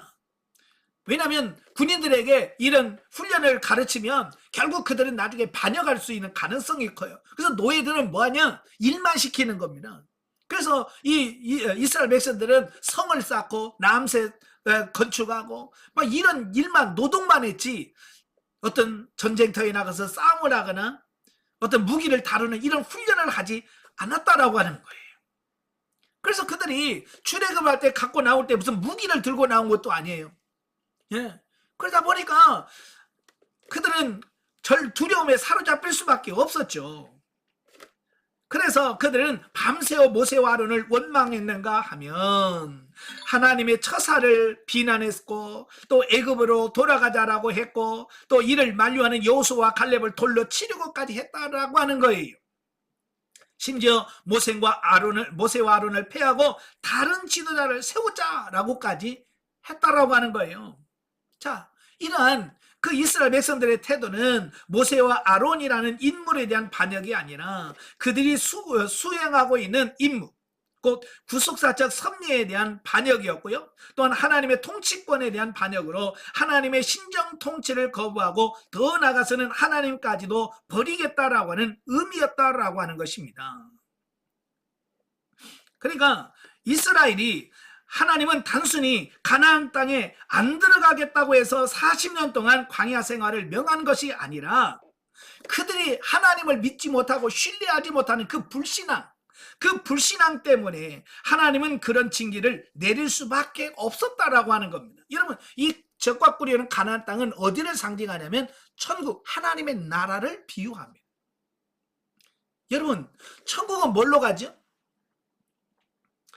유치원생들 다 알아요. 돈으로도 못 가요. 하나님 나라. 예, 힘으로도 못 가요. 여러분, 천국은 힘으로도 돈으로도 지식으로도 못 가요. 단 한 가지, 믿음으로 가는 거거든요. 그죠? 믿음으로 가는 거예요. 바로 하나님께서 지금 이스라엘 백성들에게 아무것도 갖춰지지 않았지만 그들에게 가나안 땅에 들어가. 내가 너희를 가나안 땅에 들어가게 해줄게. 아멘 하고 하는 그 믿음으로 가나안 땅에 들어갈 수 있는데 그들은 그런 믿음이 없으니까 뭐요? 야, 우리는 무기도 없어. 그들은 강한데 우리는 어떻게? 그래서 결국 우리는 못 가라고 했다라고 하는 겁니다. 결국 믿음이 없어서 그들은 가나안 땅에 들어가지 못하고 광야에서 다 죽었다라고 하는 거예요. 그래서 여러분도 지금도 여러분이, 하나님이 여러분을 훈련시키시는 이유는 뭐냐면 다른 거 아니에요. 여러분이 믿음을 기르는 훈련이거든요. 그래서 몸이 아프게 하시고 그 아픈 과정 속에서 그래도 하나님 신뢰하느냐? 믿음을 키워가는 거예요. 때로는 물질로 없게 하셔. 우리는 돈이 없으면 절망이잖아요. 그럼에도 불구하고 그래도 네가 나 믿냐? 하나님 원하시는 게 그런 거거든요. 하나님 이런 상황에서 난 하나님 믿습니다. 나는 하나님 신뢰합니다. 하나님 그걸 키워가시고 그걸 성장시키는 거거든요. 근데 우리는 그런 믿음이 없잖아요. 돈 없으면 이거 몰라 나도 이제 영성 이거 보고 난 돈 벌러 갈래. 그래서 영성도 포기하고 돈 벌러 간단 말이에요. 그러면 믿음 없는 그의 삶을 그대로 나타내는 거예요. 그런 사람은요 가난에 못 들어갑니다. 천국에 못 들어간다 그 말이에요. 왜? 믿음이 없어서 그래요. 믿음을 키워가는 여러분 되시길 바래요. 자, 5절부터 10절까지 보면 여호수아와 갈렙의 설득. 자, 보면은 백성들의 그 불신앙적인 태도를 목도한 여호수아와 갈렙은 다른 10 정탐꾼과 함께 가나안을 정탐했던 정탐꾼으로서 백성들의 불신앙적인 태도에 대한 깊은 책임감과 의분을 느낀 나머지 극도의 슬픔과 분노를 나타내면서 자기 옷을 찢죠. 자기 옷을 찢는다는 것은 극도의 분노 이런 것을 상징합니다. 나타내는 거예요. 자기 옷을 찢으면서 뭐라고 그래요? 가나안 땅은 심히 아름다움이라. 내가 가보니까 진짜 아름답더라. 이걸 강조합니다. 그 다음에 하나님이 기뻐하시면 그 땅을 자신들에게 주실 것이다 라고 하는 거예요. 그러니까 너희 힘으로 가는 게 아니라 하나님이 가게 하시면 간다. 이것은 그 하나님을 믿는 믿음을 가지고 있었어요. 그 다음에 세 번째로 뭐냐, 하나님의 명령을 거역하지 말라는 말로 백성들을 책망하면서 격려하고 있다라고 하는 겁니다. 이런 사실은 여호수아와 갈렙이 하나님 앞에서 얼마나 신실한 종이었고 현실과 타협하지 않는 불굴의 신앙을 가졌는가라고 하는 것을 증명해 준다라고 하는 겁니다. 예. 그러니까 똑같이 12명이 보고 왔잖아요. 그죠? 12명이 똑같은 가나안 땅을 보고 왔음에도 불구하고 믿음의 눈으로 보면 여호수아 같은 이런 결론을 갖고 내립니다. 예. 그래서 지금 여러분들에게 필요한 게 뭐냐? 바로 여호수아와 갈렙과 같은 믿음의 눈으로 바라보는, 이게 중요하다라고 하는 겁니다. 그러니까 환경의 문제가 아니에요. 그 성이 얼마나 강하냐, 가나안 사람들이 얼마나 많으냐, 강하냐, 키가 크냐, 이건 문제가 아니에요. 바로 내 믿음의 문제예요. 아멘. 예, 여러분의 믿음의 문제라 그 말이에요. 그래서 여러분들 기도하세요. 하나님 내 믿음을 성장시켜 주세요. 믿음이 자라게 해주세요라고 기도하셔야 돼요. 그런데 백성들은 오히려 여호수아와 갈렙을 돌로 치려고 하는 죄악을 저질렀다 그 말이에요. 이런 모습은 신약에서 예수 그리스도를 돌로 치려고 했던 유대인들을 상기시키는 바 완악한 인간의 본질을 여슬히 드러내주고 있다라고 하는 겁니다. 그 아버지의 그 아들이라고. 예? 그런 정말 믿음이 없는 이스라엘 백성들이 믿음의 사람을 돌로 치려는 그 습관이 신약시대까지 계속 이어지고 있다라고 하는 거예요. 오늘도 마찬가지예요. 교회에서 큰 소리 치는 사람 누굽니까? 믿음 없는 사람이 큰 소리 쳐요. 믿음 있는 사람 돌 던집니다. 저는 그런 걸 많이 봐요. 여러분 교회 안에서 누가 어려움을 당합니까? 예, 믿음 있는 사람 어려움을 당하고요, 고난 당합니다. 제가 알고 있는 장로님은 영성훈련 받으시고 훌륭하신 분이, 근데 다른 분들이 그렇게 힘들게 해요. 꼭 여호수아와 갈렙을 보는 것 같은 이런 느낌을 받습니다. 그래도 믿음이 있어서 그걸 끝까지 극복해 나가는 모습을 보면서 정말 감사해요. 여러분도 혹시라도 여러분이 교회에서 여러 가지 힘든 일 당하시면 여러분 그것 때문에 절망하지 마세요. 아, 내가 믿음이 있어서 이런 시련을 당하는구나 라고 생각하시고 그걸 잘 극복해 나가시는 여러분 되시길 바라요. 자, 11절 19절까지 보면 하나님의 진노와 모세의 중보입니다. 자, 하나님은 이스라엘 백성을 통하여 그 선하신 목적을 실현하고자 그들을 출애 애굽의 종살에서 구원해내시고 지금까지 인도하셨다. 그럼에도 불구하고 백성들은 하나님께 감사하기보다는 도리어 하나님을 버리고 다시 애굽으로 돌아가려고 하는 반역을 자행하자 하나님은 그들을 멸망시키고 모세를 통해서 새로운 민족을 이루시겠다고 제안합니다. 왜냐하면 하나님의 나라는요, 믿음 위에 세워지는 나라거든요. 지금 이 현재 이스라엘 백성은 전혀 믿음이 없어요. 그러니까 하나님의 나라를 세울 수가 없는 거예요. 그래서 하나님께서 그들을 진멸해버리겠다라고 말씀하는 거거든요. 그러니까 하나님이 얼마나 믿음을 강조하시는가라고 하는 것을 보게 돼요. 전에 금송아지 사건 때도 똑같이 벌어지죠. 하나님께서 뭐라고 그래요? 내가 이 백성을 다 진멸해버리겠다, 쓸어버리겠다라고 말씀하잖아요. 자, 그때마다 모세는 중보기도했어요. 금송아지 사건 때도 그가 하나님의 중보기도해서 하나님의 진노를 누그려뜨렸고요. 오늘 본문에서도 그가 또 하나님의 공의와 자비로우신 성품에 의지해서 이걸 제발 용서해달라고 요청을 합니다.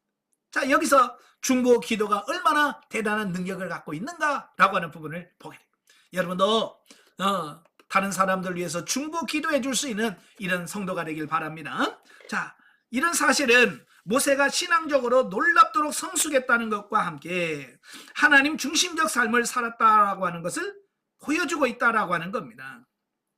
자, 이런 면에서 모세는 철저하게 하나님 중심적인 삶을 살면서 온유를 위하여 자신의 생명까지도 아낌없이 바치신 예수 그리스도를 예표하는 가장 뚜렷한 인물이다라고 볼 수 있습니다. 우리가 그냥 모세를 존경하는 게 아니에요. 이만큼 예수 그리스도를 가장 많이 닮은 지도자이기 때문에 존경을 받는 거예요. 자, 20절부터 38절까지면 유보된 가나안 입성입니다.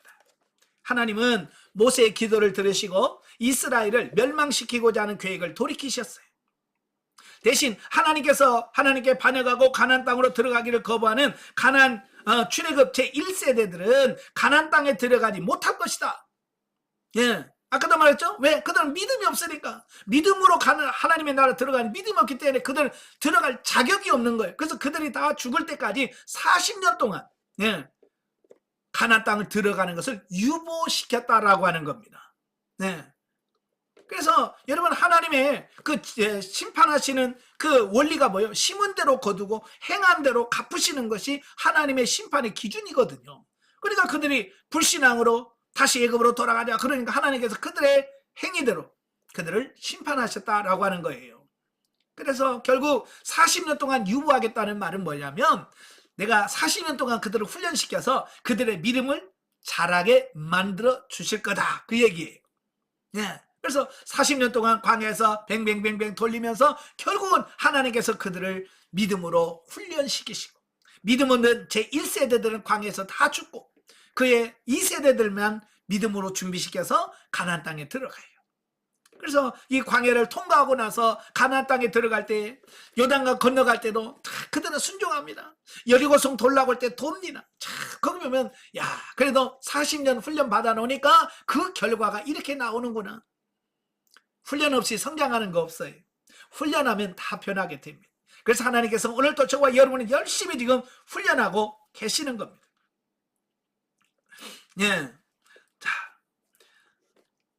자, 이런 사실로서 첫째, 불신앙을 갖고는 결코 하나님의 유업에 참여할 수 없다는 것. 그 다음에 두 번째, 죄인은 결단코 하나님 앞에 설 수 없다는 점. 세 번째, 그리고 하나님은 은혜와 자비를 베푸시기를 즐겨하시지만 그 죄값을 철저하게 자르시는 공의로운 분이라는 점을 교훈해주고 있다. 그러니까 이 본문에서 이 점을 놓치시면 안 돼요. 이 세 가지 꼭 기억하시면 좋겠고요. 자, 그러면서도 하나님께서는 끝까지 하나님의 약속에 대한 신뢰를 저버리지 아니하시고 불굴의 신앙으로 현실과 타협하지 아니한 여호수아와 갈렙에게는 가나안에 들어갈 수 있는 축복을 베푸심으로써 믿음만이 구원의 방도요 최후의 승리의 빈거임을 보여주셨다라고 하는 겁니다. 다 못 들어갑니다만은 믿음을 가졌던 여호수아와 갈렙만 들어갔다고 말해요. 이건 확실하게 천국은 믿음으로 가는 거다, 이걸 보여준 거예요. 그래서 천국은, 하나님의 나라는 믿음으로 간다는 게 신약 구약 모든 성경을 합쳐서 한결같은 변함없는 진리라. 아시겠죠? 어떤 분은 구약은 율법을 지킴으로 구원을 받고 신약시는 믿음으로 구원받는다고 그러는데 아니에요. 신구약 다 믿음으로 구원받는 것은 변함없는 진리예요. 자, 39절부터 40절 들으면 무분별한 백성들의 행동. 자, 모세를 통해서 하나님의 처분을 전해들은 백성들은 크게 슬퍼하면서 가나안 산지로 올라가면서 하나님께 범죄하였음을 시인하게 됩니다. 그러나 그러한 행동은 그들이 진정으로 회개하지 못했음을 보여준다, 그 말입니다. 그러니까 하나님께서 너희 40일 정탐 한 하루를 1년으로 계산해서 40년 동안 광야에서 돌아라. 그리고 1세대는 죽고 2세대만 들어갈 거다. 그러니까 그때서야 정신이 바짝 난 거예요. 야, 지금 1년 광야 생활하는데 너무 힘들었는데 이걸 40년 생활한다고 생각하니 얼마나 힘들겠어요. 그죠? 그래서 그들이 정신이 바짝 나가지고 하나님 앞에 뒤늦게서 아닙니다. 우리 갈 거예요. 우리 들어갈 겁니다. 라고 뒤늦게서 열심을 낸다 그 말이에요. 근데 이미 때는 늦은 거예요. 하나님께서 들어가라고 할 때 들어가야지. 이제는 뭐라고 했어? 이제는 들어가지 마라. 40년 동안 광야 생활해라 라고 이미 그들의 죄에 대한 하나님의 징계 처분이 떨어진 거예요. 여러분, 세상 법정에서도 그렇습니다. 세상 법정에서도 그 법관이 징역 몇 년 딱 때리기 전에 호소하고 그래야죠. 이미 이제 징역형 딱 떨어지면 어떻게 합니까? 그걸 받아들이고 그 처분에 따라서 그가 반성하는 모습을 보여줬을 때 특사로도 풀릴 수 있는 거예요. 그런데 아니라고 끝까지 법원에서 이미 결정 나는데도 불구하고 나는 수긍 못해 라고 하면 더 큰 징계를 받게 되어지는 거예요. 바로 이스라엘 백성들이 그런 거예요. 자, 왜냐하면 그들은 입으로 범죄했다라고 고백을 하면서도 여전히 하나님의 말씀을 거스린단 말이에요. 하나님께서 가지 말라고 그랬는데도 그들은 어때요? 아니에요, 우리는 갈 거예요 라고 그들은 간다 그 말이에요. 고집을 피운다 그 말이에요. 이건 뭐냐? 또 다른 불순종의 죄를 짓는다 그 말이에요. 자기는 하나님의 말씀에 듣는다고 하면서도 또다시 하나님을 원망한다 그 말이에요. 이거 보면 우리 안에 이 청개구리 같은 속성이 있어요. 하라 그러면 하기 싫고요, 하지 말라고 또 하고 싶은 이 청개구리 심리가 있어가지고요. 이스라엘 백성은 똑같아. 혹시 우리도 그런 청개구리 심보가 있지는 않는지 우리 자신 한번 살펴보시오. 참된 회개는 자기 죄에 대한 솔직한 시인과 고백 외에도 옛성의 행위를 완전히 청산하는 의지적 결단이 있어야 한다. 입으로는 죄를 고백하면서도 행동으로는 범죄를 계속하는 것은 있을 수 없는 일이다. 따라서 백성들은 치욕적인 참패를 당하고 말한다. 하나님 말씀 안 듣고 자기들끼리 올라갔는데 뭐 이기겠습니까? 대패하고 수많은 사람이 죽고 패해서 다시 돌아올 수밖에 없었다. 불순종할 때 하나님이 쓴 맛을 보게 됩니다. 자, 영적에 뭐죠? 36에서 45절에 보면 우리의 육신적인 열심으로는 아무리 하나님의 말씀을 이해하고 순종하려 해보려고 해도 육신 그 자체만으로는 하나님의 말씀에 순종할 수 없다고 하는 것을 보여주고 있습니다. 그래서 이 영적 훈련에서는 뭘 합니까? 우리 영이 성장해야 된다, 자라야 된다, 이걸 계속 강조합니다. 왜? 영이 성장하지 않으면 이걸 살 수가 없기 때문에 그런 거예요. 자, 15장으로 갑니다. 자, 이스라엘이 지킬 기본 규례들 1절부터 21절까지 여러 제사 율례들에 대해서 말씀하는데요. 자, 앞에 13장과 14장에서는 이스라엘 백성들이 가나안 입성이 40년간 유보되었다라고 하는 이 징계를 받죠. 그리고 1세대는 출애굽 1세대는 다 광야에서 죽을 거라고 하는 징계를 받은 와중에도 장차 가나안 땅에 들어가서 지켜야 할 여러 가지 규례들을 주심으로써 당신의 백성을 위로하고 격려하는 것을 잊지 않으셨다라고 하는 겁니다. 참, 하나님은 그래도 참 이런 공의로우신 분이요. 저 같으면 싹 쓸었을 건데, 그죠? 너 같은 자격 없어 하면서 다 진면을 텐데 하나님은 그래도 또 그걸 용서해주고 또 받아주셔. 참, 그래, 하나님 대단하신 거예요. 그래서 하나님은 징계 중에서도 끝까지 또 회복할 수 있는 길을 열어주시더라. 자, 그래서 여러 가지 제사 규례를 허락하시는데요. 첫째, 제사에 사용되는 제물의 분량에 대해서, 또 두 번째, 타국인의 제사 규례에 대해서, 또 첫 열매의 제사에 대해서 이렇게 언급을 하고 있는데요. 이렇게 하나님께서 제사에 관한 율법을 거듭거듭 섬세하게 지시하신 이유는 뭘까? 바로 하나님을 올바로 섬기는 법을 강조하기 위해서요. 그러니까 이렇게 가르쳐줘도 실수하거든요. 그래서 하나님께서는 그들이 실수하지 않도록 계속해서 또 가르치고 또 가르치는 겁니다. 오늘 우리도 이렇게 교육하고 받는 이유는 뭐겠어요? 우리가 배워야 돼요. 하나님의 뜻이 뭔지, 어떻게 사는 것이 하나님의 기쁜 삶인지 이걸 정확하게 이해하고 배워야 우리가 실수하지 않을 가능성이 있기 때문에 우리가 배워야 되는 거예요. 자, 물론 제사제도는 그 자체에도 큰 의미가 담겨 있지만 이것은 하나님을 경배하는 방법이라는 데 큰 의미가 있다. 따라서 하나님께서 제사제도를 강조하신 것은 곧 하나님께 대한 참된 예배와 그것을 통해서 하나님과 인간과의 참된 교제를 강조하신다라고 하는 겁니다. 여러분, 제사의 목적이 뭐예요? 제사의 목적은 결국 하나님과 교제하는 거예요. 그러니까 제사는 언제부터 시작이 되냐면 인간이 범죄하고 타락함으로 인해서 하나님과 관계가 깨진 상태에서 하나님과 단절되잖아요. 이 단절되어진 관계를 연결하는 방식, 예수 그리스도가 이 땅에 오시기 전까지만 임시적으로 하나님과 교제하는 방식을 만들었는데 그게 뭐냐? 그게 제사제도예요. 그래서 구약에서는 범죄하고 타락한 인간이 하나님께 나아갈 수 있는 유일한 길이 뭐냐? 그게 제사였던 거예요. 예. 더욱이 하나님께서 제사에 관한 세부사항을 자세하게 지시한 것은 하나님을 섬기는 것이 인간 개인의 생각이나 고안해낸 방법에 의해서가 아니라 오직 하나님께서 친히 계시하신 말씀에 의하여 섬겨야 함을 교훈하기 위함이다 라고 하는 겁니다.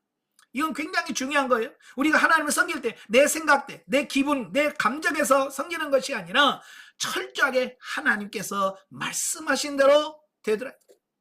그냥 우리의 성경을 봐야 돼. 왜? 하나님의 뜻이 그 안에 다 담겨져 있거든요. 한편 하나님께서 이스라엘 내에 거주하는 타국인에게도 이스라엘 백성들과 동일하게 제사 규례를 주셨는데요. 자, 이는 하나님을 섬김에 있어서 신분적 차별이 있을 수 없으며 누구든지 하나님의 뜻을 쫓아 하나님과 교제할 수 있음을 보여준다. 그러니까 하나님께 나아가는 자는 신분이나 국적 이런 것 제한 없습니다. 차별하지 않으신다는 것을 구약에서부터 이미 가르쳐주고 있어요. 자, 22절 31절까지 보면 속죄제 규례에 대한 말씀이에요.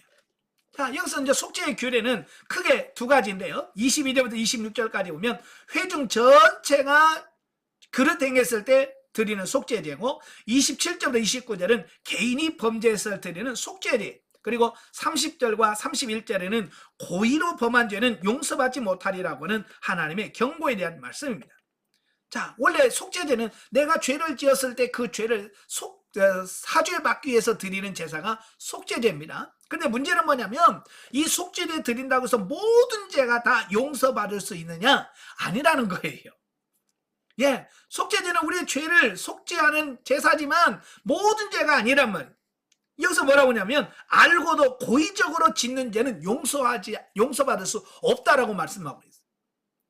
예, 그러니까 우리가 속죄 제사를 통해서 우리가 받을 수 있는 죄는 우리가 무의식 중에 실수로 이런 죄는 용서받지만 알고서도 이미 그렇게 하면 안 된다는 걸 알면서도 고의적으로 짓는 죄만큼은 하나님께서 이 속죄제로 사할 수 없다라고 말씀하고 있어요. 그러니까 이걸 잘 보셔야 돼요. 우리가 연약해서 실수로 지을 수 있는 죄는 속죄제로 다 용서가 돼요. 그러나 알면서도 고의적으로 짓는 죄는 용서가 안 된다라고 말씀하고 있어요. 자, 이런 본문에서 얻을 수 있는 교훈은 첫째, 한 개인이 범하는 범죄보다 단체가 범하는 잘못이 더 과중하다는 것입니다. 대부분의 사람들은 자기 혼자서 저지른 죄에 대해서는 매우 큰 자책감을 느끼면서도 다른 사람들과 함께 저지른 잘못은 서로 떠넘기려 하는가 하면 덜 자책하는 수가 많다. 그러나 개인보다 단체가 범한 잘못은 더 심각한 결과를 초래하며 다른 사람에게도 미치는 영향이 큰 법이다 라고 하는 겁니다. 자, 우리도 이 군중심리라는 게 있어요. 그러니까 혼자 하면 못해. 그냥 여럿이 하면 뭐든지 하는 이런 심리가 있어요. 예.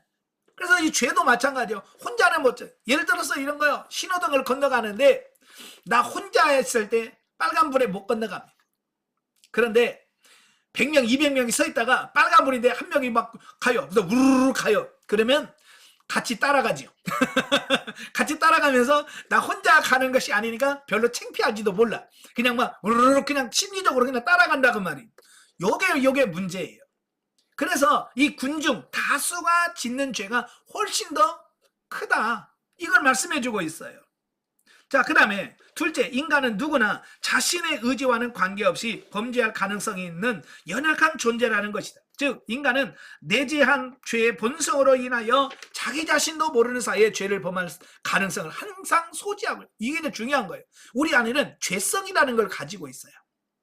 그러니까 이 죄성이 있는 안은 언제 어디서 죄를 지을지 모르는 가능성을 늘 가지고 있다는 거예요. 그래서 여러분들 늘 조심하셔야 돼요. 왜? 이 안에 죄성이 있어도 이게 언제 죄로 드러날지 모르는 겁니다. 그래서 하나님께서 속죄의 규례를 주신 근본적 이유가 거기 있어요. 만약에 속죄할 방법이 없다면 하나님의 진노를 피할 수 있는 자는 아무도 없기 때문에 그래요. 세 번째로, 의지적인 범죄는 결코 용서받을 수 없다. 그것은 고범죄가 아니라 하나님의 영광을 훼손하고 공의를 짓밟는 행위이기 때문에 그렇다. 내가 실수해서 죄를 지면 용서되지만 의도적으로 짓는 고범죄는 뭡니까? 짐짓죄라고 하는데, 알면서 고의적으로 짓는 죄는 이건 하나님의 영광을 스스로 훼손하기 때문에 이제는 용서받지 못한다라고 말씀하고 있어요. 자, 32절부터 36절까지 보면 안식일의 규례에 대한 말씀을 합니다. 33절에 의도적으로 죄를 범하면 사함을 받을 수 없다는 경고 뒤에 그 의도적인 범죄가 뭐냐? 여기서 예를 들어 설명하는 거예요. 이 안식일은 창세 때부터 제정한 제도로 하나님은 그날을 기억하고 거룩하게 지킬 것을 명령했음에도 불구하고 안식일에 나무를 한 행위를, 안식일에 행하는 하나님에 대한 거룩한 예배를 도외시한 행위였고, 하나님의 일보다는 자신의 평안과 육신의 안목을 채우기 위해서 탐욕스러운 죄악이었다라고 하는 겁니다. 그러니까 안식일을 몰라서 어긴 게 아니라 알면서도 고의적으로 짓는 죄거든요. 그렇죠? 여러분, 주일 성수 몰라서 주일날 교회 안 나갑니까? 알죠? 우리 다 알죠? 알지만 우리는 아이고 바빠서요, 뭐 때문에요? 라고 하면서 우리 주일 성수를 안 한단 말이에요. 바로 이 사람도 마찬가지예요. 안식일은 나무하면 안 된다는 거 알아. 그래도 불구하고 안식일에 나무를 하러 가. 이건 고의적으로 짓는 고범죄거든요. 그러니까 하나님께서 그걸 뭐라고 그래? 돌로 쳐라. 돌로 쳐라. 그래서 모든 사람들에게 이렇게 의도적으로 하나님의 영광 가리고 범죄하는 사람은 이런 심판을 받는다는 것을 알려라 라고 하는 것을 보게 되어집니다. 한마디로 본보기죠. 자, 37절 41절까지 보면 옷단 귀에 단 술. 자, 이스라엘 백성들은요, 하나님께서 불러 당신의 소유로 삼으신 거룩한 백성으로서 그들은 세상과는 구별된 삶을 살아야 했다. 그죠? 하나님의 백성으로서 구별된 삶을 살아야 돼. 오늘 우리가 성도라고 말하잖아요. 거룩할 성자, 무리 도자예요. 거룩한 무리란 말. 이건 뭐냐? 세상에서 불러내어 놓은 구별된 존재란 말이 성도예요. 그러니까 우리의 삶이 세상 사람들과 똑같으면 안 되죠. 뭔가 구분돼야 된단 말이에요. 자, 이를 위해서 하나님은 이스라엘 백성들에게 그들이 하나님의 거룩한 백성이요, 또한 율법을 받는 백성일 뿐만 아니라 언제나 그 율법의 말씀대로 살아야 한다는 것을 잊지 않도록 하기 위해서 옷단 귀에 술과 청색끈을 달도록 지시하셨다라고 하는 겁니다. 그러니까 나는 하나님의 택한 백성이야 라고 하는 것을 스스로 인식하고 깨달도록, 그걸 잊지 않도록 하기 위해서 하나의 규칙을 하나 주셨는데 뭐냐면 겉옷 내 귀퉁이에다가 청색수를 다르라는 거예요. 자, 이스라엘 백성들의 옷을 보면 오늘날의 옷과 좀 많이 달라요. 자, 이게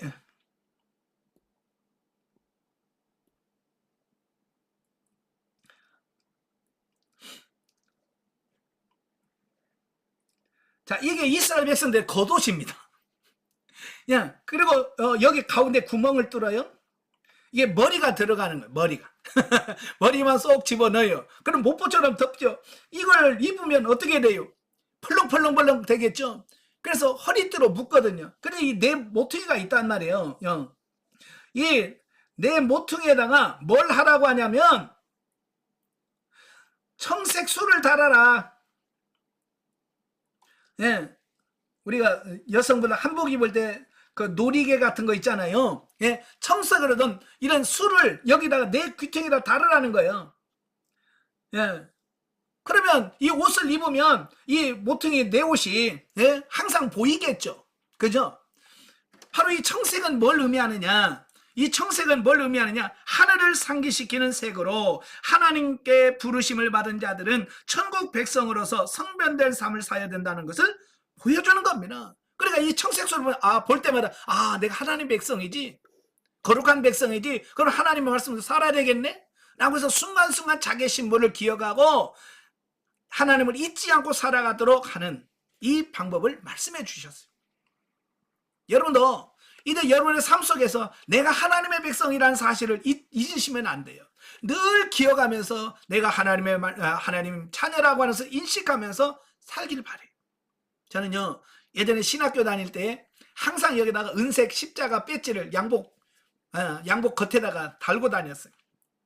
그러니까요, 버스 안에서도 연세 드신 분이 오시면 자연적으로 일어나더라고요. 왜? 십자가가 있으니. 그죠? 십자가 있으니 십자가 가지고 앉을 수 없잖아요. 그를 보여주더라고요. 한 그런 방법 중에 하나가 바로 청색소를 단 것이에요. 여러분도 이제 성도라고 하는 구별되어진 삶을 사는 여러분들이 되시기를 주님으로 축원합니다. 기도하겠습니다. 은혜로우신 아버지, 참 이스라엘 백성들처럼 불순종하고 믿음 없는 우리지만 우리를 믿음의 사람으로 훈련시키기 위해서 이 모양 저 모양으로 훈련해 가시니 감사합니다. 믿음이 없이는 하나님의 나라에 들어갈 수 없다는 사실을 인식하기에 오늘도 훈련을 통해서 우리의 믿음이 자라게 하시고 하나님 나라에 들어갈 수 있는 우리 모두가 될 수 있도록 주님 도와 주시옵소서. 예수님의 이름으로 감사하며 기도합나이다. 아멘. 하늘께 드립니다.